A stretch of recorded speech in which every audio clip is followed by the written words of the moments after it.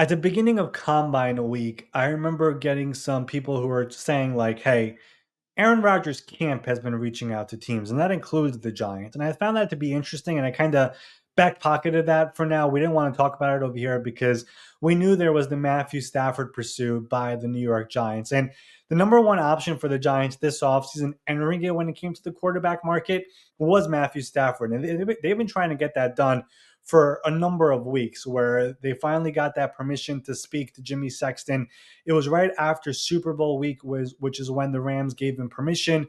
They spoke to him and kept on speaking to him. And of course, we just spoke about Stafford, but that was really their number one option over here. But the Giants are going to add a veteran quarterback somewhere over here. They also want to draft a guy as well. They've done a lot of work on Cam Ward, on Shador Sanders, on Jackson Dart. They've done all the work. They would be open to trading up with the Tennessee Titans and number one, which we'll talk about over here in a minute. But the Giants also want to add a veteran quarterback. Right now, Tommy DeVito is the only quarterback under contract there, period. So they're going to have to add some names over here. But they've done their homework on Aaron Rodgers. They've done their homework on Sam Darnold.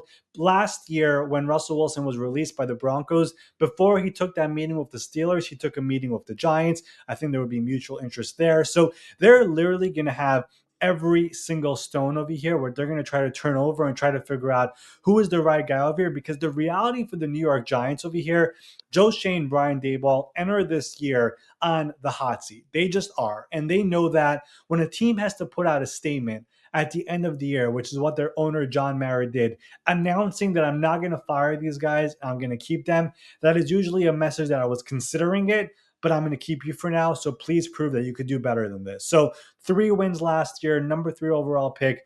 Obviously, it's not good enough. So they will be checking on Aaron Rodgers, who officially they're allowed to talk to him right now. I know the Jets have not officially released him, but the Jets announcing that their intention of releasing him does give Aaron official permission to talk to other teams. I do know Aaron has been out of the country. I think Pat McAfee mentioned that as well. And I do believe McAfee also mentioned that Rodgers is scheduled to do a media appearance this week on the McAfee show. So he will speak for himself over here this week. But I'm sure Aaron would be glad to join a team like the Giants, join the other team over here in New York, and try to prove the Jets wrong and basically tell them, listen, I played well enough last year. The coaching staff was a mess. The situation was a mess, and I could do better than this with the other team. So I think it's definitely possible over here. But like I said, the Giants are going to go through every single option over here. I don't know if I mentioned his name, but Sam Darnold as well is a name the Giants have been watching as well. So this one, they're literally going to be in on everybody.